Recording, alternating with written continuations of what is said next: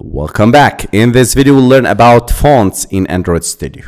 To add custom fonts to your project, we need first to create a font directory in the res folder. So click on New, Android Resource Directory, select Font, click OK, and you can see the new directory called Font is created. And inside this directory, we can place the custom fonts you need in Android projects. I'll add a custom font file. It's TTF or OTF format. I'll copy it and paste it inside this font directory. And make sure that the name of this font file is a small letter and the name is not starting with numbers. Click OK. Again, it's .ttf or OTF extension. And if you click on it, a sample text in the Poppins extra bold font. Now, to use this font, go to the main activity, and here I'll add the attribute